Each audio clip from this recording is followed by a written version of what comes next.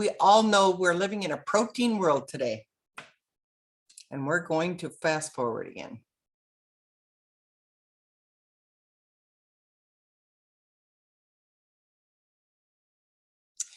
Hi there. Protein, protein, protein. We hear so much about protein today and the need for protein, which is not wrong. We need so much protein. And we're going to get into all of that as we go on. It's a basis for health. You cannot build health without protein. And I'm not going to say any more than that right now. And I'm going to share this with you on I'm going to use PowerPoint. And the reason I'm going to do that, because I think that if you see it and hear it at the same time, it's going to sink in a little further. And so here we go. I'm going to talk about why protein, but more as well, why Shaklee protein. There's so many proteins that are out there on the market. And I want to talk about why Shaklee and why the need for it. Okay, and here's the protein story that we're going to talk about. The health challenges today. What is protein and why do we need it? Amino acids. I'm sure you've all heard about this. The soy controversy. This is huge. Dr. Shaklee to the rescue, and the value of lysine and muscle building. So we talk about a well-balanced diet. What is the difference between 100 years ago and today is that back then they had everything as close to nature. They didn't use a pile of chemicals, and most people ate their stuff fresh. Okay, it wasn't old, it wasn't processed, we'll get into all that. Okay, so went the wrong direction. If we look at this today, our dinner is so far from nature. 13,000 to 15,000 chemicals are added to our food. So when you look at that and average that out, that's 9 to 12 pounds of chemicals from our food that we're adding to our body every single day. And it just continues to get worse. And the base is changing. So when we look at this, I call it a chemical terrorism on the food supply. If you look at this stuff that a lot of people ingest all the time, okay, you've got your colorings, you've got your, there's so many chemicals, monosodium glutamate. That's to give food flavor. That's why they use that. We have so much soda that's consumed today, so much aspartame. If people only knew, and I'm going off track here a little bit, but so many people think that if they're overweight, they should be using aspartame. In reality, what aspartame does is it raises your blood sugar faster. It makes you crave sweets even more. So I'm getting off track there. I'm sorry, but you know that we have so many additives into our food. Our choices, does this look familiar? What are we teaching our kids today? Some of this is changing a little bit, but a lot of it is not. Our food choices define our level of wellness. How much food do you eat that's in a box? Okay. We look at all the fast food. We look at all the restaurants. Unless you go to a restaurant that makes all their food from scratch, it's almost all prepared and preserved. Okay. There's been a 2,000% increase in fast food since 1976. And I'll tell you what, since our pandemic, it's even worse.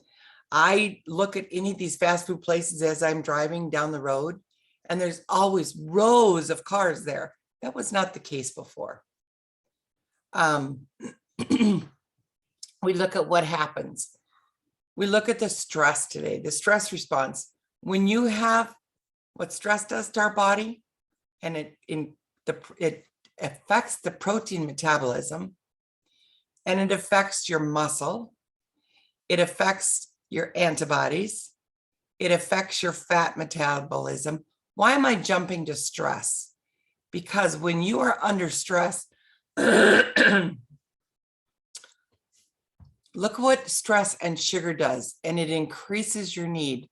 I can tell you I have these 2 slides out of order, but the effects of sugar and fats from the stress reaction of the body, okay? So when you're under stress, look what happens here. This is the normal, but look what happens when the stress hits. How much of that is affected? And then look what happens. It drops way down below as your body starts calming. The stress reaction in your body affects so many different things, so many nutrients. But I look at, here's a relax. This is with good protein intake. When you do protein, it comes up and it slowly goes down. But with other, if fat is your raise or sugar is your raise, if that's what happens so often with, what's wrong with my voice, with stress, is that you go up and down, up and down, up and down, up and down. And I'm going to talk a little bit more about that after a little while. But when you're under stress, your protein utilization is huge. Your demand is 6 times more than normal. And if it's not readily available, then it attacks the muscles to try and get the amino acids that it needs. And now you know why, when you have a super stressful day, why is it the next day you're just like, oh, and you don't understand, why do you hurt? Because you didn't work out. That's what stress does to you. So stress is the #1 cause of muscle deterioration and the loss of muscle mass during one's lifetime. Let's look at the major causes of death in the US today. Heart disease is 23% of the deaths. Cancer is 21%. These stats are from 2017. So this is how many people died in our country from this. Accidents is 5%. Look how it drops down. Respiratory disease, strokes, Alzheimer's, diabetes. This is on the rise big time. Influenza, pneumonia. Now, of course, this was changed in the last few years for certain. There's been so much flu, but well, I'm not going there. Kidney disease and suicides. But your #1 is cancer and heart disease. And remember what we said, the lack of protein does to a muscle. So take care of your body. It's the only place you have to live. That's from Jim Rohn. We have 80 to 90 trillion cells in our body. And I can tell you this, that if we go back here again, you would be amazed if you knew what you give your body the proper nutrition. It's an amazing machine and it can heal itself. There's 4 basic needs of our cell. Okay. #1 is protein, because if you don't have proper protein that your body can absorb, you can't build healthy cells. Okay. So that's the #1 reason, is it builds healthy cells. Dr. Shackley always said this, you have to build a healthy cell because they're always duplicating. #2 is you've got to feed it vitamins and minerals and essential oils. #3 is you've got to protect those cells with antioxidants. And #4 is you have to cleanse your cells. Water and fiber, exercise, and there's different herbs for cleansing. We're not going to get into any of that tonight. It's all about protein. Well, pretty much. So supplementation is extremely important. It's essential to build health. Our lifestyles today make it very hard to eat right. Everybody's in a hurry, and then that's why the fast food is so high. Stress, does anybody have stress today? That dramatically increases your need for nutrients. Our soil is not what it used to be. We have increased toxin exposure, and that requires more antioxidant protection. And aging increases as you age, you don't absorb stuff as well. And that's due to the changes in digestive tract. So there's stuff that we can help with that as well. So what is protein? And what are amino acids? The word protein means of first importance or primary or in the lead or comes from. Your body has trillions of cells that need protein every single day. It's essential for building muscles, healthy skin, hair, and nails, hormones, enzymes, immune system support. You know, when I used to go to convention, I could always tell who was doing protein and who was not, just by looking at their face. And now I look 40 years later, I am so thankful that I have faithfully used protein. I'm not on a single med, and I'm 67 years old. You're not supposed to tell your age, but I really attribute a lot of my health to protein and then supplements. So building new cells and feeding new cells. I have a lot of people that don't use protein faithfully. They take vitamins faithfully, but they're not building healthy cells. So protein is a building block for every single cell in the body. It builds blocks for over 100 hormones. We know of a few hormones, but there's over 100 hormones in our body. And that's what makes most things run. It's great. It's very important for building blocks of digestive enzymes. If you can't break down almost all your health starts in your gut, because if it's not working properly, you can't even absorb everything you take in. The protein is so important for antibodies. Those are our fighters in our body. Your bones are 65% protein, and protein builds muscles. You have 640 muscles in your body. It's 40% of your body weight are your muscles. Okay. It provides a structure to all living things. Next to water, protein is the greatest portion of your body's weight. It makes up muscles, ligaments, tendons, organs, glands, nails, hair, and much more. It's very important for your brain as well. And that's because of the hormones and the building of making everything work in there properly. We all know it's important for bones. What I have found very interesting through the years is how protein, we all have genes, but how protein, vitamins, and minerals can heal genes. It's amazing how much genetics. I look at myself because I did all the genetic testing, and I look at myself and I see everything that, like, we're born with those broken genes and the chromosomes. I look at how many mutated genes that I have when I did that test, and I still am healthy, which is mind-boggling to me. And I know they said that years ago, that your body can overcome genetic stuff. And I look at my children who all had asthma because it was very strong in our genetics. And it took me a month but protein was the thing that I was missing. I had 3 children with asthma. So they varied there were 10 years between them. And out of those 3 kids, I was giving them all kinds of stuff, but I wasn't giving them protein. And as soon as I simplified what I was doing, but added the protein, it took 1 month, and all 3 of those kids, it was gone. And they've never gotten it back. And then I have grandkids with the same thing. And it was exactly the same with them. So your body's pretty amazing, but protein is a base.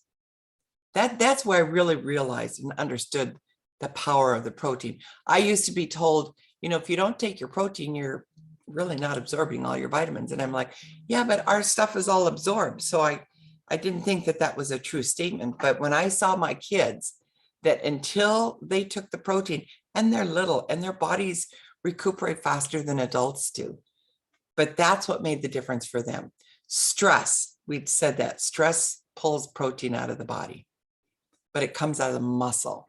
And then you have a muscle that goes into a rebuilding phase. And what are you going to give it to rebuild? Does it only have sugar, carbs, and nutrient poor processed food and junk? That muscle will come back flabby with very little tonality, and it comes back shorter and stockier with very little elasticity. And now you have muscle breakdown. And this is what I want people to understand. You saw the number 1 disease was heart. That is your biggest muscle in your body. So what happens if it's not fed? These are all muscles. And when you think about that, really? Arteries are muscles, yes, but you need a lot of, to keep that strong, you need a lot of extra vitamin C too. Your digestive tract is muscle. Oh my, you think about that, how it keeps things moving. But you need good flora in there. There's other stuff you need, especially as you age, or depending on what you eat. If you've had a lot of sugar, protein is number one because it cuts down your cravings for sugar, and sugar kills your guts. And then the last thing is your glands. That is what runs so much in your body is glands. But your glands are muscles as well. And protein is so important. I think about all the people with with depression today and the importance of protein with that. So you got to make sure that your protein is well stocked. Every body manufactures 200 billion red blood cells every day. Where they get this information from, I have no idea. If they completely took the blood out of somebody and to figure out how many billion red cells there are. But you make 200 billion red cells a day. So you replace all the blood in your body every 120 days. Your skin is every 1 to 3 months. That's why you can see such a difference on your skin with protein. It takes 90 days for an old bone to be broken down and replaced with a new one. That's 3 months, okay? You can look all this up, there's stats out there. How much protein do you need? This is something that there's some difference of opinions on it. But if you look at this, how many grams, if you are a non-athlete, they're saying it's 0.4 or 0.6 or 0.8.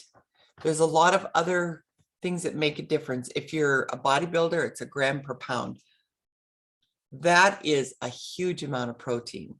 But our protein needs average or change according to our age, our weight, our activity, and our stress level. So that's why they have the variance here. Okay. My thing is always use a 0.5 gram of protein so take your weight and divide it by 2, and that's how many grams you need. So what increases the need? We've talked about some of this. If you have physical work, if you play hard, if you exercise, if you're a growing child, if you have kids that are growing, it's very important. Stress, recovery from an injury, if you're pregnant or if you're nursing, being a dairy farmer, this part always hits home to me. Because when we have cows that first, and you're like, why are you making this analogy? There's so many things with cows that come to the same as humans. And I look at nursing moms and how many of them don't have a milk supply. With our cows, if we didn't have milk, we gave them higher protein diets. We would give them protein pellets and extra alfalfa because they were nursing. As they went further down the line, they got less of that protein. That's just the way that the nutritionist had us do it all the time. So with just normal life is you need protein. What if you're stressed today? What if you played a game today? What if you went on a 3-mile jog? What if you went on a 1-mile jog? What if you walked on the treadmill for an hour or for 1 mile or 2 miles? What if your digestive tract was not absorbing proteins properly? What if you did not have enough good protein today? What happens? We talked about the minimum amount that your body needs. Your protein intake must include complete protein every day. Protein foods are rich in amino acids. We know that there's 9 essential aminos that you have to get from your food. And then of course your body makes the other 13. You cannot build a healthy cell without all of the 9 plus the 13. So you have to there's 21 essentials or 21 amino acids, but 9 of them are essential. So I always say, Look at this as a chain. And if you're missing one of those amino acids, how can you make cells? You don't make healthy cells. It cannot be completed if only one is missing. So my understanding always was that if you're missing one, it'll go to other cells to try and make that chain complete to get all 9 of those. Because if you don't have 9, and your body's always making new cells, and that's why you're making 6 cells. If you don't have all of them, then you can't make strong, healthy cells, and then you duplicate the 6 cells, okay? They can't be built properly if you don't have all 9. And part of the challenge is, what are your sources of protein? I want you to look at this. So much protein comes from feedlots. When you think of hamburger, beef, any kind of beef, your steaks, your hamburgers, your roasts, if you buy them in the regular grocery store, they're raised in a feedlot. Cows get all kinds of viruses, so then they inject them with antibiotics. And then, of course, we ingest that residue. You've all had recalls. I heard about them due to contaminated meat. The other thing that really, feedlot animals are all injected with hormones. And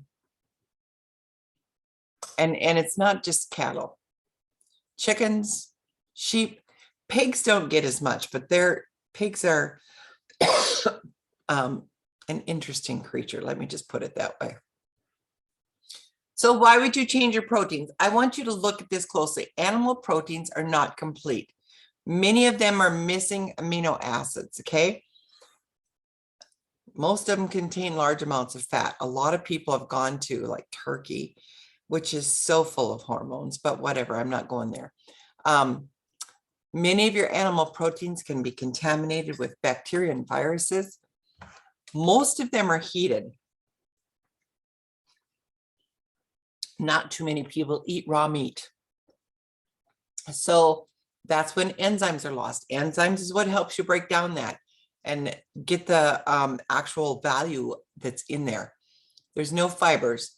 There's no nutraceuticals. As we age, animal protein is very hard to assimilate and digest. There's uric acid. If you have a lot of beef, there's the uric acid, which is hard on your kidneys. You have a lot of saturated fat, undigested protein in the kidneys, acid formation in the blood, which raises your blood pH. You know, this protein one in the kidneys, that's one that I always have found interesting.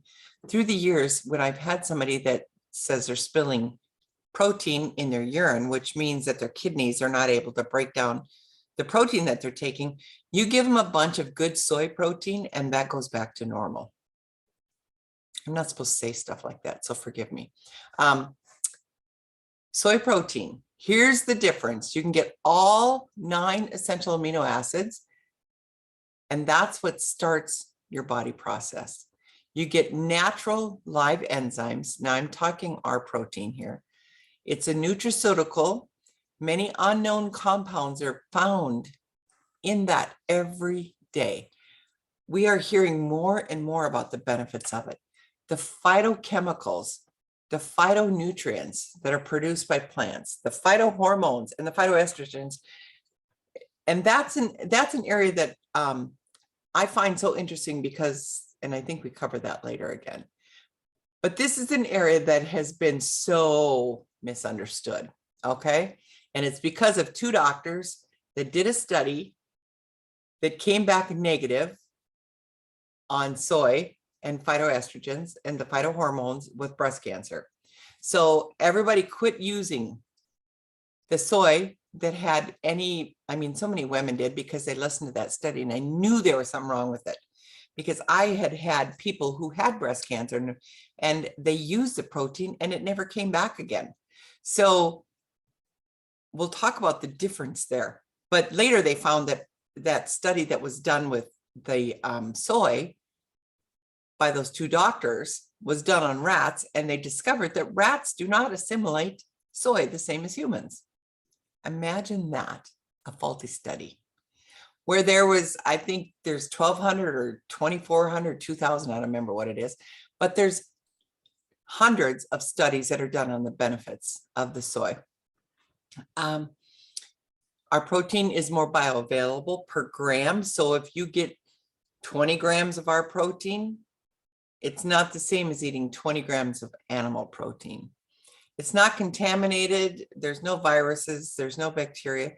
The key is that it contains many unknown factors that Mother Nature still holds.